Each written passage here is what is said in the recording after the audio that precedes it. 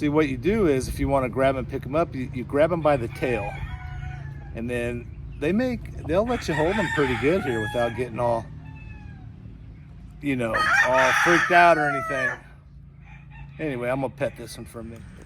Okay, my cousin, who's a farmer in northern Missouri, we was talking on the phone a few weeks ago, and I decided I'd make a YouTube video on some farming over here. Now, I won't get all, I'm sure I'll miss some key points.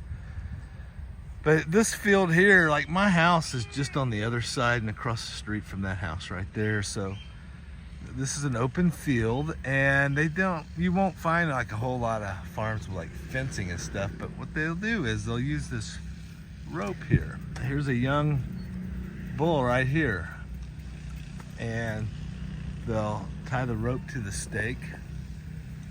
I think they've got this one around its head and stuff, right?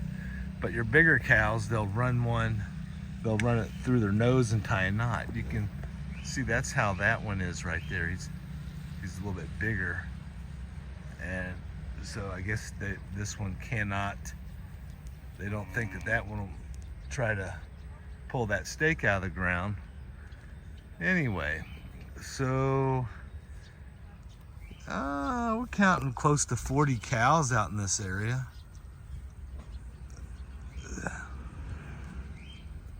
We'll go down the street here. We'll go to a chicken farm too. And as I'm on my morning bike ride, so what we'll go down here, and if I see some goats, I usually see some goats down here too. So I'll try to get some goats on here, maybe some more cows. Here comes one of the. Well, you can see them load them out of they're taking them out of their truck right there.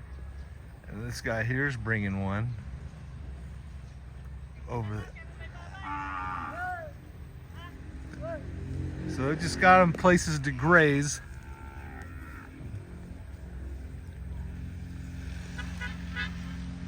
So I come a little further down the road, and over on this side, I didn't turn around and show, but there's more. This field here is a little bit lowland. We actually looked about right in this area. I think right down there we brought the engineer with us and looked at land that was for sale here, and there was something to do with getting electricity there or something, but we obviously didn't get it.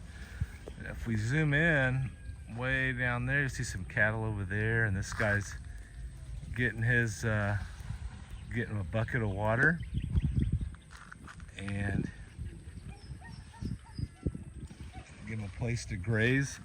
Right behind me here, you'll see some farming equipment here. Let me back out a little bit. And some ducks. That dog's not tied up, so I don't know what he's whining about. Maybe he's waiting for his owner, but anyway, got some ducks over here hanging out. So I'm still on that road. I was just right down there. Anyway, I don't know what we got going on here, but I'm gonna walk back and see if I can video a little bit. So we all, we have the language barrier. These fellows are having their break. Oh, but they have some plants over here. Like a garden, and then back here. So I'm not sure what that is. I'm sure my wife or somebody else can tell me. Oh, we got chickens back. I'm gonna see if I can video the chickens. I was just getting ready to drive up to a chicken farm that I know of. Okay, so there's some pens back here. This isn't real big. We're gonna go to a chicken farm next, but see what we got going on over here.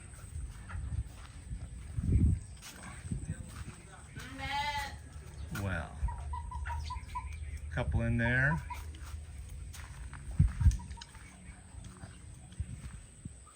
A couple in there.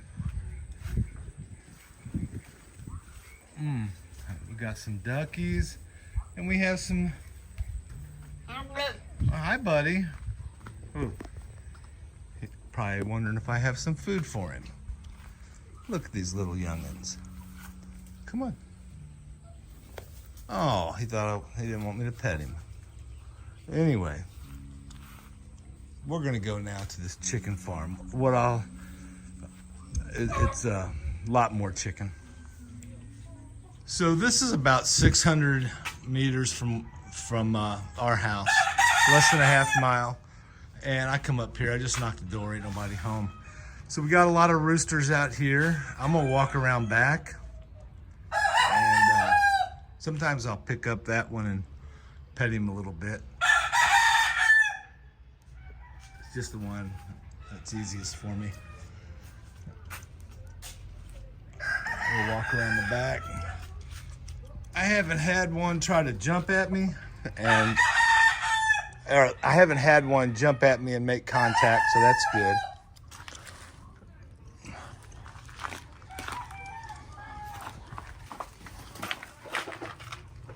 What's he doing?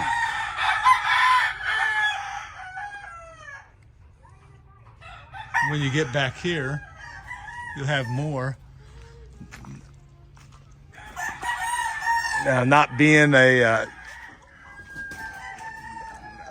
educated farmer, chicken especially, I can only assume that in some of these pens is where they have the breeding, where they're breeding. They also have some pigeons back here. So they have some pigeons. All right.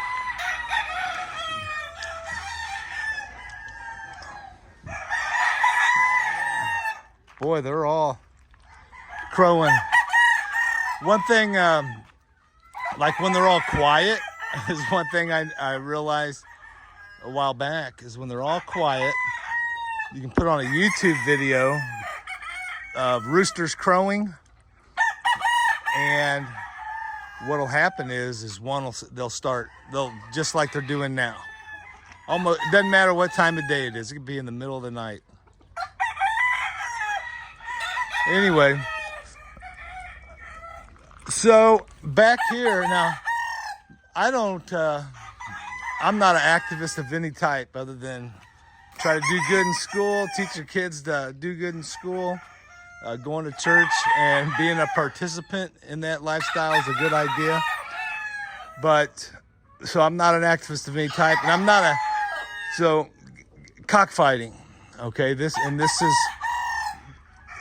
all these roosters are not going to cockfight, but all of these roosters, that's basically what their instincts tell them to do.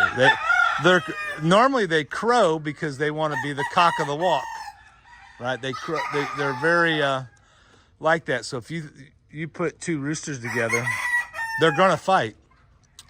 And I've seen videos of like processing at a chicken processing plant, and I would say that these birds here have a much better lifestyle than those other birds. The difference is they're not decapitated there and kind of quick, but if they do die in a cockfight, it's just a little bit longer process. Anyway, that said, this is what this is for, and these four, I believe these are the four that he's picked to do the cockfights here in a couple weeks. So, and this is here where they spar. Anyway, and in that, it's a national tradition, and it's called their national pastime in the Philippines. Like, and if you go, I like to go watch. It's a fun event. I'm not comparing it. Well, I am. I'm comparing it to a Chiefs game. It's just a much smaller level, but the crowd is really into it. Just like that. And the last thing I'll say on cockfighting is, because I've seen all the matches, once out of about 100 fights will you see one of these roosters run away from the fight. Maybe they got clipped and weren't ready to fight or something, but the ones that go down, they go down. not thinking about poor me, that they're thinking about attacking the other rooster. Anyway, enough on that. I would like, if the owner was here, I come visit all the time. I stop by all the time, and I would get more details on, you know, how many eggs they're making, how many, you know, what their production rate is. But I don't know.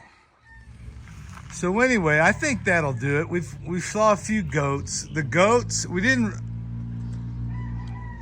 see them how they'll have them out in the field just like cattle, and they'll run that rope around their neck and stake them down, and like that. We saw the cattle. Now I asked on my way up here, I asked the owner that owned a lot of those cattle. He was driving the truck. I pointed out a young bull, nowhere near full grown. I don't know how old it was, but young. And he told me basically, what did he say, 30,000 peso?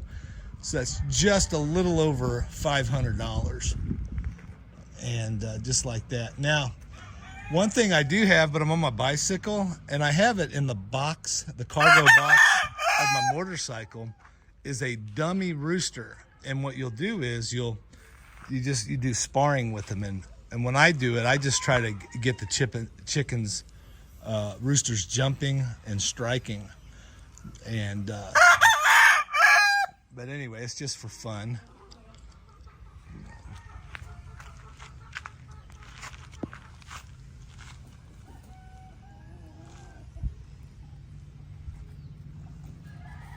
And I just do like this with the rooster, like I'm holding the camera, and to get them jumping up.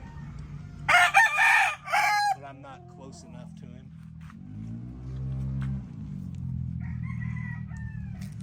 He's getting ready he's thinking about striking.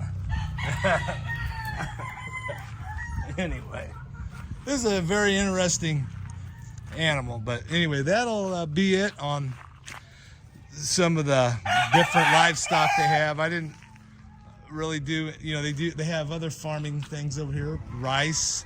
You can go to the market and see everything people are growing. Have a good day.